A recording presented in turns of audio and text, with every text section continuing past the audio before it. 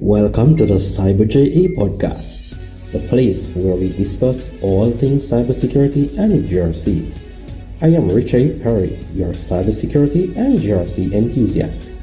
The aim of this podcast is to provide a meaningful value-added platform via which upcoming cybersecurity professionals like yourself can gain insights from various topics covering cybersecurity and GRC that will enable them to become professionals that the industry demands. Stay tuned for what next on the CyberJA podcast.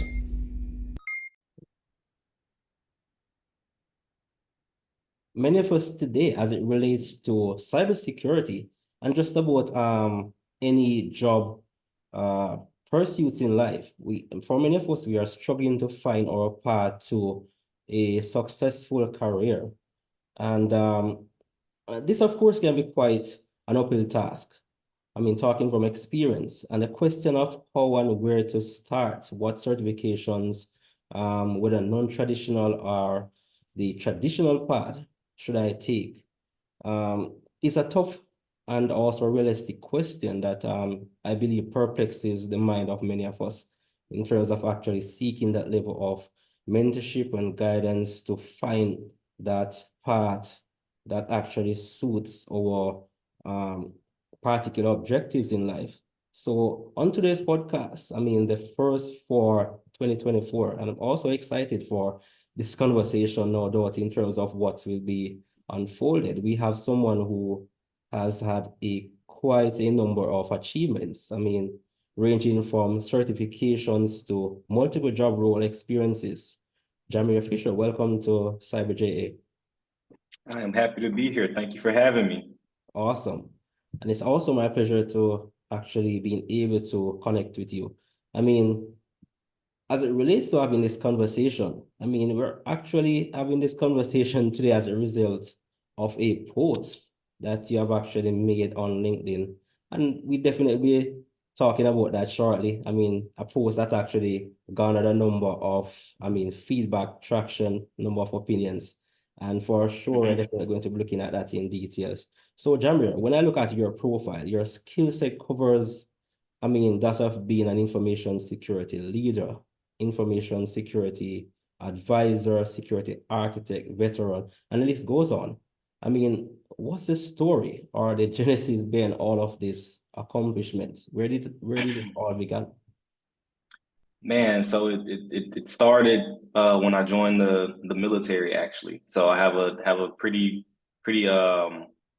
deep military background. I did 6 years in the Army. Started off, of course, at the very bottom, worked my way up, became a sergeant, did a few deployments, but honestly, it was the military, the job role that I selected. So I was anybody who's been in the Army knows about the 25 series guys. They're your IT guys and gals. So I was a 25 series. Did that, like I said, deployed. And what the military did is it put you in real world situations right out the gate. So I was, a young 16, 17-year-old already in a job role, in a job function, already doing things that most civilians weren't even doing at that point in their life. And then also with the certifications, the military puts you on this fast track thing. So like you may be out of the country somewhere, and they may give you 2 weeks to go get Security Plus and 3 weeks to get your CISSP. You would have to do a crash course, study real hard, and it would be things that you learned on the job or were already doing on the job. You apply it and try to get the certification. So you can go to, these different classes or get connected to these different command groups. From there, I got out the service, landed my first security role in the civilian sector at a Blue Cross Blue Shield. Started off in the identity and access management space. I think that's very important to my career, as IAM is the perimeter. To me, in my opinion, everything comes back to the identity space. So from the identity space, I went into security engineering. From security engineering, I went into security architecture, and then I worked my way up into management. And then today, I'm a security consultant. So I consult CISOs, board of directors. That's primarily what I'm doing today. Okay, great. One of the questions though is that for many of us, there are people who actually have their particular goals, their particular objectives, and there are also those who actually find themselves in seeking or wanting to become cybersecurity professionals, but they did not really have that intention or that particular goal. I mean, talking from my experience, I never knew that I would actually be in this space today in terms of in cybersecurity or GRC. Was this something that you had actually planned for in terms of No. you had this goal and this is what it is that you wanted to achieve? No, I'll be honest. I wanted to be this big networking guru. I wanted to go get my CCIE. I wanted to be a network architect. That was my primary goal. That's actually what I did in the military. I was network security. I worked on firewalls, routers, switches, VMware, stuff like that. That was my goal. What happened is I met a contractor overseas, working DoD as a civilian, and he was like, "Hey, man, go get those certifications. You're already doing the work." He's like, "You're already educated in it." He was like, "But you have to get the certs to kind of, put that umph behind your name. It adds some weight." And I'm like, "Okay, okay." So I go get the certifications, and lo and behold, here I am today. I've been working in security now 11 years. So I had no plans on doing this. I had no plans on being in the position I'm in today. It just kind of happens as you get into the field. You learn more and you work your way up. Everybody thinks it's just cyber or it's just physical or it's just IT security. It's a huge, very, very, very broad field to actually dive into. And that's where I like to start people at. People say, "Oh, I'm in school to do, be a cybersecurity analyst," or "I'm going to a boot camp." It's a cyber boot camp. Oh, well, is cyber what you want to do, or is it information security, or is it IT security, or is it physical security? Where do you actually want to be in security? Is the question I ask everyone. So I no, think I didn't even think I would be here. No. awesome. Likewise myself. And I think that's also the same for many other people. What you have actually made a very important point is the fact that someone actually guided you or provided some level of Yes. mentorship to say, do certifications. But the question though, from your perspective, did you really understand the importance of or value of certifications, or was it a case whereby this individual was actually giving you this advice and you might have been asking, why do I need to be doing all of these certifications? Does it make sense? Because I mean, one of the challenges that many people have, they're thinking about, should I go the traditional route of, I mean, doing the various degrees? Should I do certifications? Um, so based on your experience, what's the value of actually doing certification versus actually going through the traditional route? So in the beginning, I did not realize that what I was doing with the certifications. No, I didn't. I'm of course under this person getting this guidance and this mentorship, and they're telling me what to do. I did not realize the importance of the certifications until I got into a more mature role. When I got into security architecture, honestly, even in engineering, I did not realize what I needed it for. Once I got into architecture and you step and you get into the business, and now you're evangelizing and socializing and trying to get the business to understand what security is and the added value and the return on investment for that, then that's when those certifications kicked in. That's when, oh, okay, I remember studying this for my CISM. I remember studying this for my CISSP. Like, these are things that I can put on black and white paper. I can present to the board. I can present to my executives and let them know, hey, I'm not just talking, from my backside. I actually have, you know, accreditation saying that, hey, what I'm saying is a best practice. What I'm saying, it relates back to doctrine. Once you're able to do that, that's when you realize the importance. And then your second question, should people take the non-traditional or take the traditional route? I believe whether you go to school or not, you're going to need those certifications, especially in today's game. I would say maybe 5 years ago, 10 years ago, you could get into security very well with a bachelor's and a master's and probably never go get a big time certification. Today that has changed, and it's a good and bad thing. And I say that because if someone takes the time to go get a 4-year degree or go get a 6-year degree, I believe in those courses and that curriculum, they should have mastered what I'm mastering through a certification program, which will take me, anywhere from 3 months to 6 months to study for, and then to go actually take the test and try to pass it, while also working real world jobs, whether it be on a service desk, endpoint support, networking, systems, or if you are already in a security role. Awesome.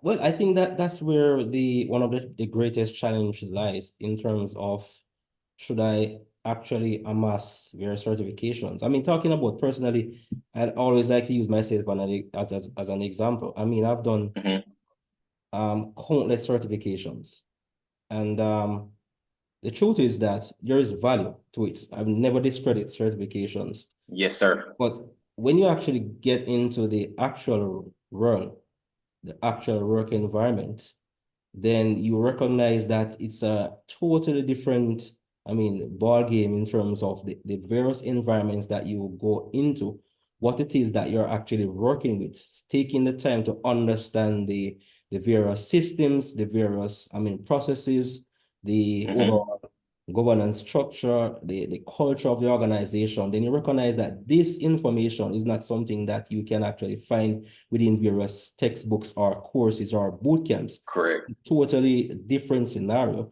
And I think that is one of the big challenges that many people have in terms of, we spend so much investing and we are trying to get so many certifications, yet we are trying to apply for all of these job roles. And it's almost like so difficult to actually break into this environment. So one of the questions I normally ask is, do you pursue certifications for the sake of the accolades or that actually follows these certifications, or should you actually try to acquire experience, and then based on what is required by the job role, then you will get certifications along the way? So I believe you should go get the certifications that best suit where you would like to be and where you plan on going. I would never say certified just because the company needs that. And then I would say, as far as the accolades and stuff, if you're trying to put the letters behind your name just to make yourself look good, you're going to run into a brick wall, because you're going to run into someone who wants you to uncover what those letters mean, and they want you to explain why you have so many disciplines behind your name. And if you can't talk to it or speak to it, it's letters behind your name for no reason. Yeah. For me, I have certified, like you said, I went and got the experience first, went and did the thing, went and did that job role first.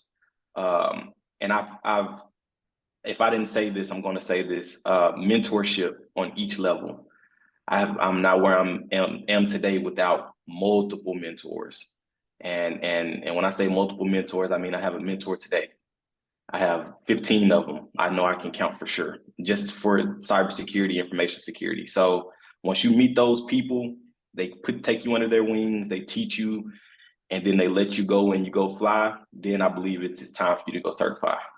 That's the reason why CISM and CISSP and some of the big ones take 5 years of actual experience before they allow you to hone that certification and claim it. So I'm with you on that.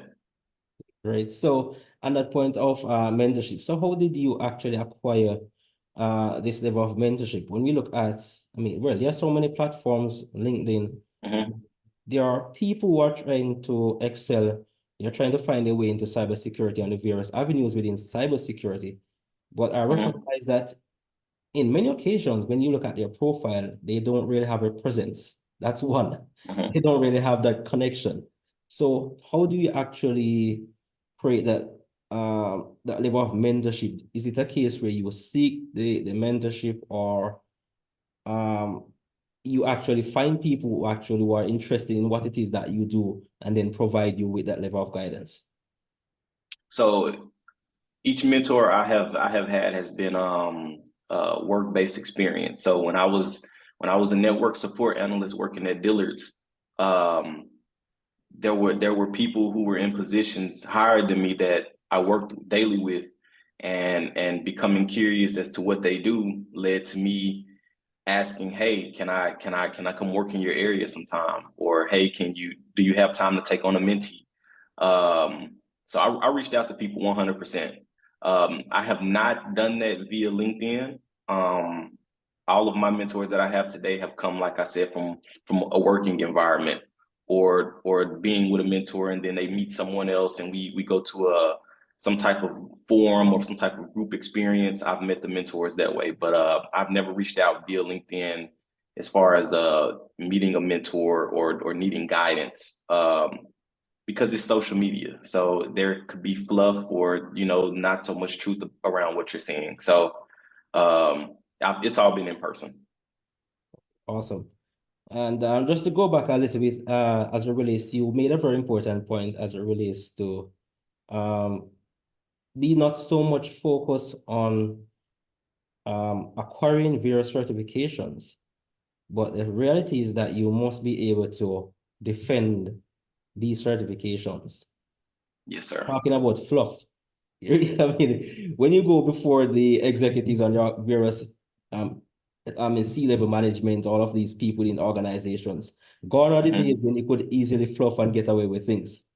The organizations, are being totally transformed. Talking about the executive level, the Yep. CISOs, the executives on the boards, there is always individuals who are actually now being placed on boards to be cybersecurity leaders. So you have to actually know what it is that you're talking about, not just at the surface level, but also be able to talk about um, that from also within a business or organizational context to Yes, sir. organization. So taking the time to have that overall holistic understanding and approach is also very important in terms of one growth in their career path. So looking at all of your job roles that you have actually occupied so far, can you give us just a breakdown in terms of um, how were you able to navigate your way from each role to the next? What it is that you actually had to do in terms of, gaining the necessary experience, or what it is that you had to do to actually own those necessary skills to be able to work within each of these job roles? Yeah, that's a great question.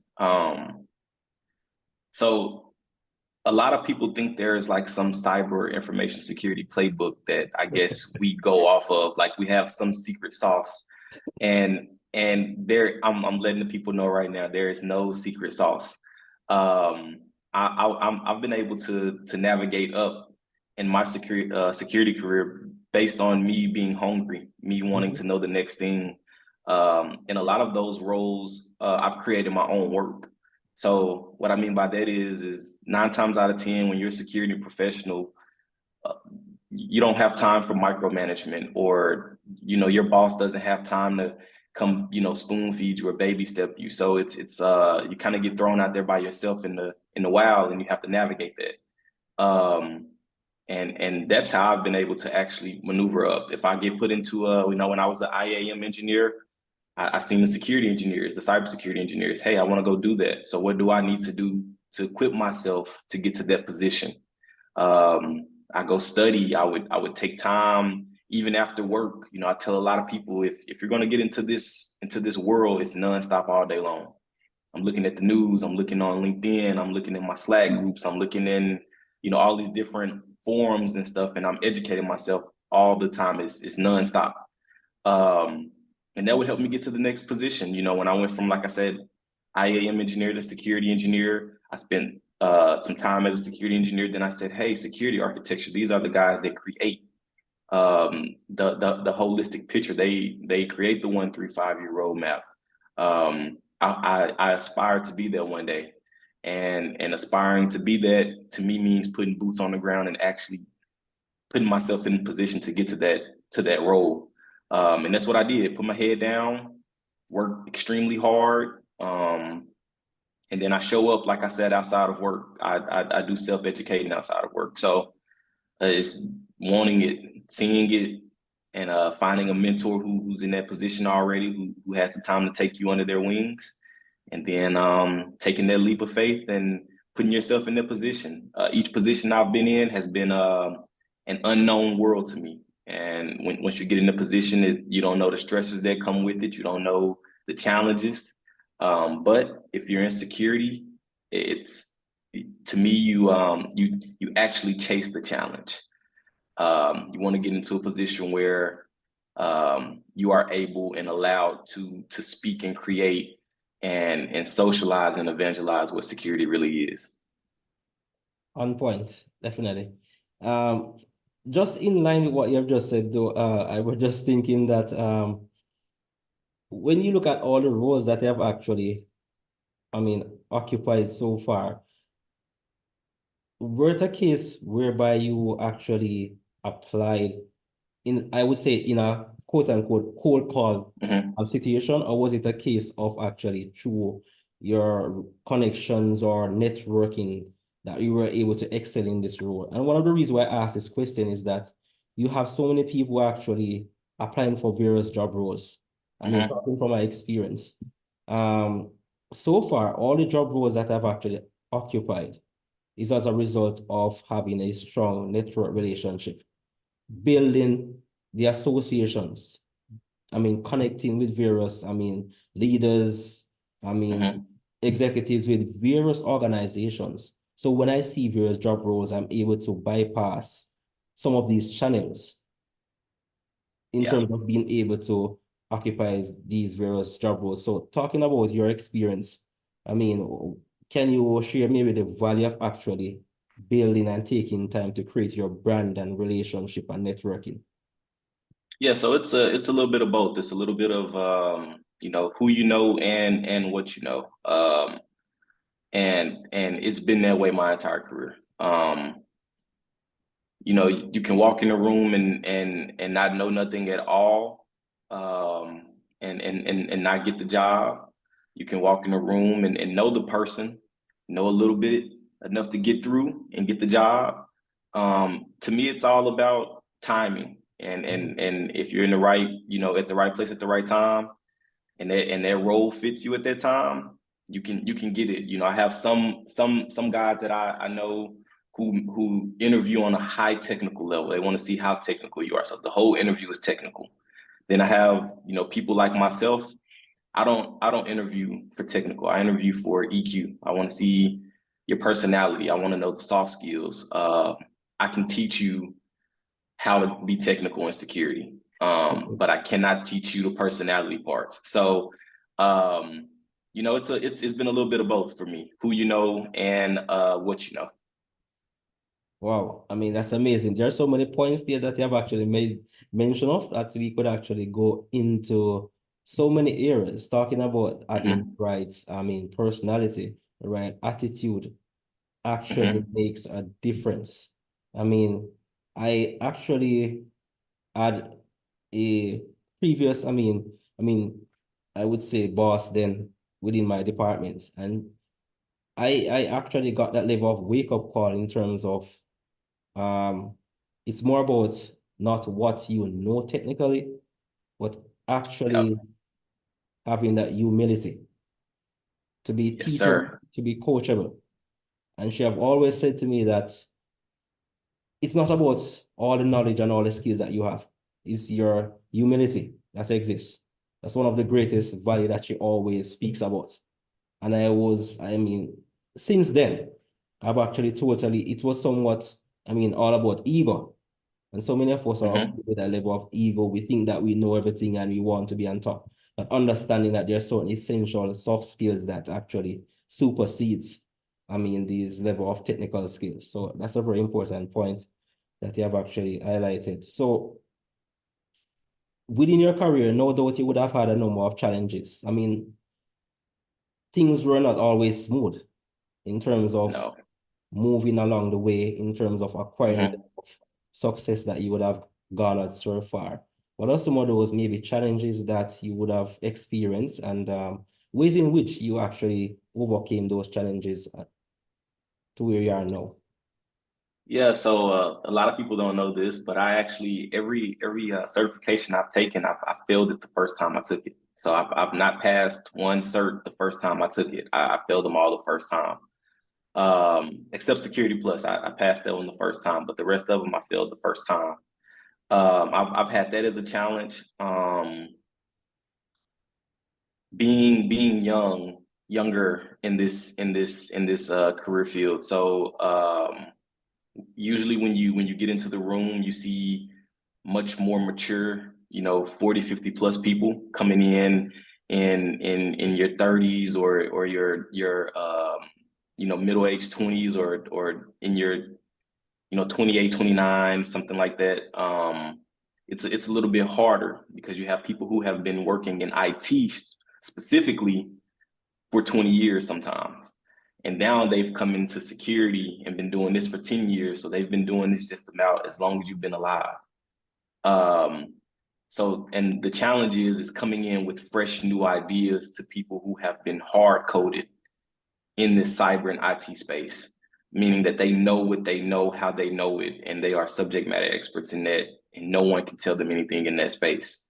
So coming in and trying to be a fresh young voice, Mhm. and to get people to kind of understand where you are. I always call it, a lot of people say influence, but I like to call it good manipulation.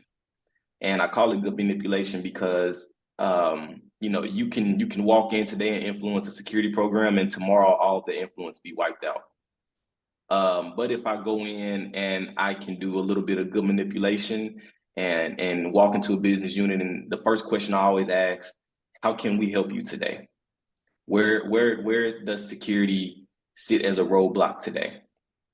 And in doing that, they uncover everything that I wanted to analyze or everything that I would go, try to go down a bunny hole and chase. It comes up. All the skeletons in the closet come out. Um, and then from there, you're able to build and form their relationship and then get what you need and get what you want added into as far as the security controls go. So it's been that. And then I would say my biggest challenge thus far has been getting the business to see the return on investment for security. Um, our return on investment is not a dollar sign. We don't make you any money.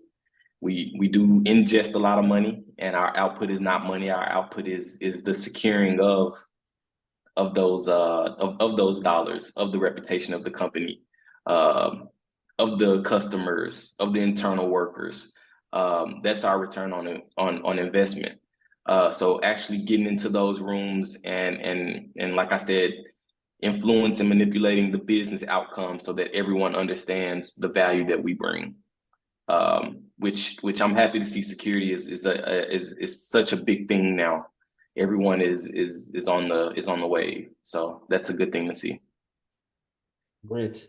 So I think one of the things is that so often people, they tend to look at the various uh, profiles that we do have, look at the various certification, the various job roles, and they all think that it was very easy in terms of moving from one job role to the next, not really taking the time to understand the challenges that security, professionals do Mhm. have to get along the various, paths within their career. So that's one of the things I always look forward to hear about those challenges.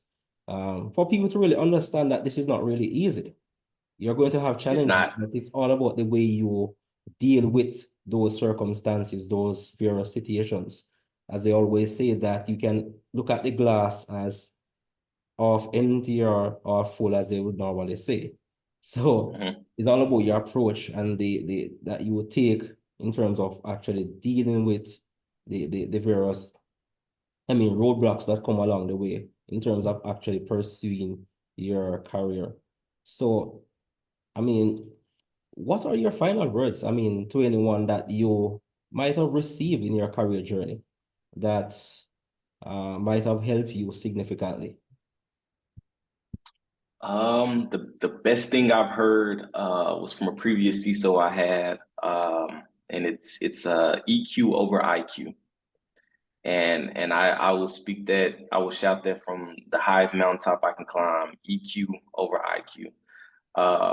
Like you said, you do get a lot of ego in this if you allow it. You can have a lot of ego in the security field. And the reason why is because 9 times out of 10 you're walking in as the most credentialed and certified person in the room.